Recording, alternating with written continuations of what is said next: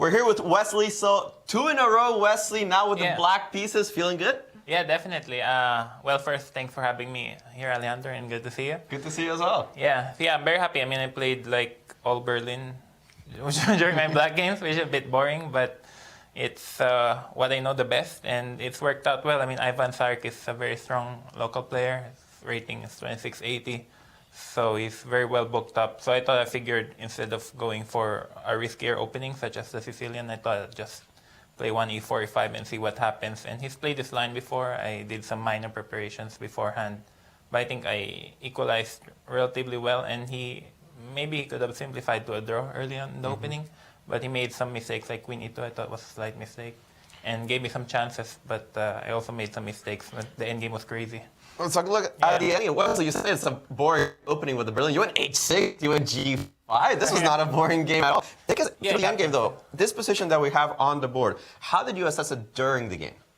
Well, I figured I had some slight chances. The main reason because his king is stuck, and I'm just in time to stop his pawns. But at the same time, I only had less than a minute on the clock, which was a bit worrying. I mean, I could have made the draw, but figured I think I'm just in time to stop the pawns, and white has to be very accurate to make a draw. Apparently, the computer says knight G8 check here forces the draw. Did you feel that you had a win at some point? Like, when were you sure that this was in your pocket? Well, when I grabbed his pawns. When I grabbed both queenside pawns. So when I played rook b1, I kind of control his pawns, and he tried, and his king is stuck, so he's going to run out moves sooner or later. That was a lot of Zugzwang. It's a beautiful Zugzwang game.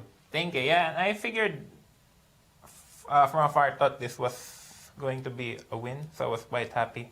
Yeah, so when I played king b7, I thought that it's very difficult for white to defend. I mean, I guess the main plan here is to bring the black king to f2, and then create some Zugzwang.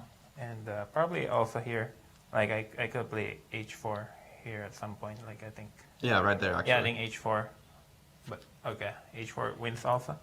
But in any case, I mean, we made a few mistakes in the game, which is quite expected in a rapid game. It sounded like excellent quality from both players, especially yours. Let's take a look at what's going on in the last game, just so that we don't lose our focus. Tell us about your thoughts about this endgame right now.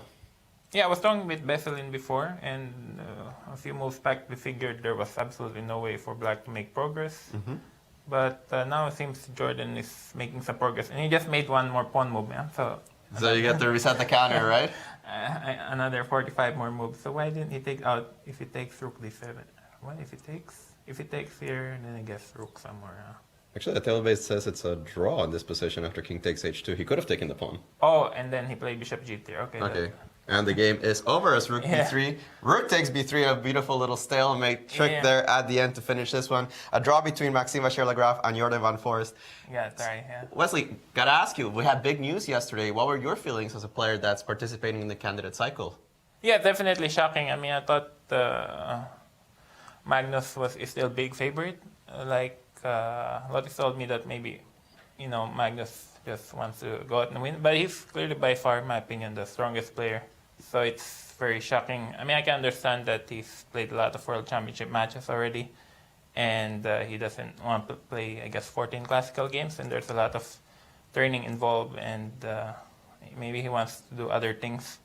Yeah, definitely shocking. At the same time, I feel this will give other players more chances and more initiative. So a player like you.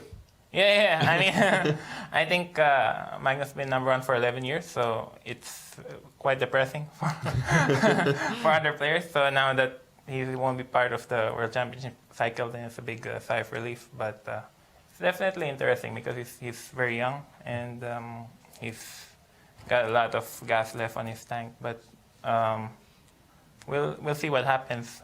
He's here. So. Absolutely. Well, Wesley, we'll let you go because we're a few minutes away from the round. Thank you for being with us. Let's go back to the studio and get ready for round number 2 of the day.